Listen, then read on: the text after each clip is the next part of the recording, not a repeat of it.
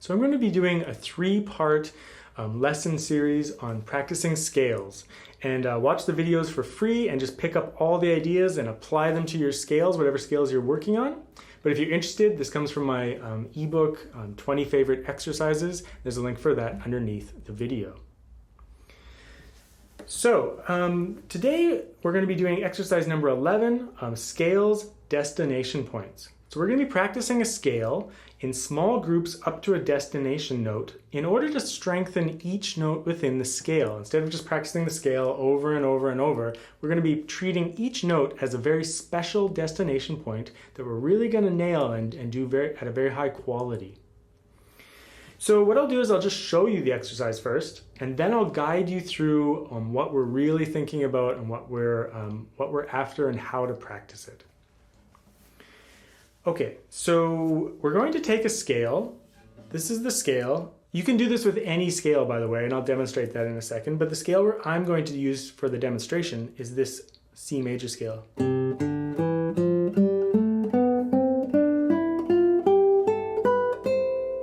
And of course, you can do it descending as well. But you could do, if you don't know that scale, you can just do a basic first position C major scale. That's just fine too. It works with any scale. So for destination points, we're going to choose notes, each note within the scale as a destination point. So we're going to start with only 3 notes. And we want to make sure that we're going through that as a musical shape. We're not like, you know, chunky with it, but like turning it into a legato shape. So that's 3 notes, treating the last note as a strong destination point, something that we're really hitting confidently and perfectly with good technique. So curved fingers on your fingertips, close to the frets, all of those good things. In the right hand, we'll be using, I'm going to use IM free stroke for the example today, but of course use IM or MA or 3-fingered like AMIs, for example, rest stroke and free stroke, all those things. But we're just going for legato scales. So the first one is 3 notes. And then 4 notes. Hold that final note, so you're making sure that it's a high quality sound and that you arrived there with perfect legato. You don't want legato, legato, and then a gap in your legato. So listen very carefully, that's the whole point. It's high quality level, right? Then 5 notes. 6 notes. 7. This one's going to include a shift. So again, when you do your shift, you want to make sure that you arrive and your hand position is really good hand position. Your thumb is shifted with your hand, so your arm is just moving the whole hand up. You still have good technique. More notes.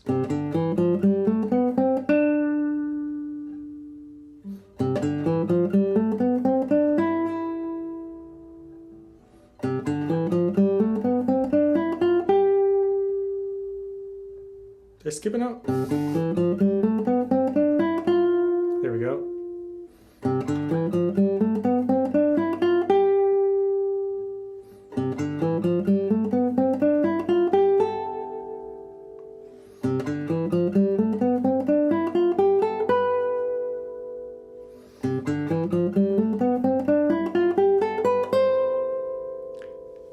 My example stops at the top note, but of course you can continue working up and then down the scale as well.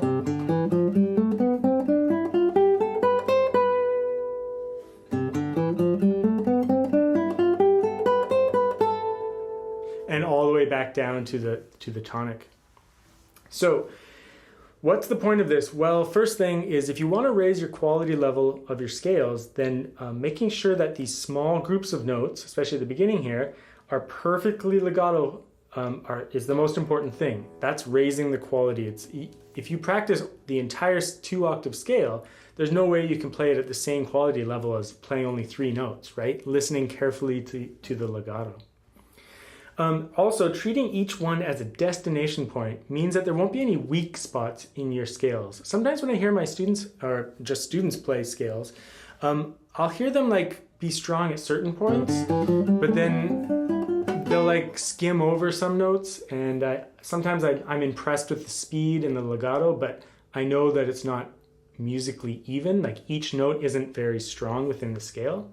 So this is an opportunity to take a close look at each note within the scale and then strengthen it and make sure that you've arrived there confidently. And then all the right hand finger combinations will cause, different difficulties in different places. 3-fingered scales. You have to make sure that you're landing on the proper actual finger, like you're not repeating a finger or using some weird combination or anything like that. So that's the first lesson, is just scale destination points. And this might seem like too easy of a thing, it's just breaking up a scale into small sections, but it's very important. And I've treated it as an entire exercise in my 20 favorite exercises. The next exercise is rhythmic scales or rhythmic vitality, but just this destination point should take up some of your concentration, and you should give it some good time to practice each destination within the scale to make sure that it's really high quality.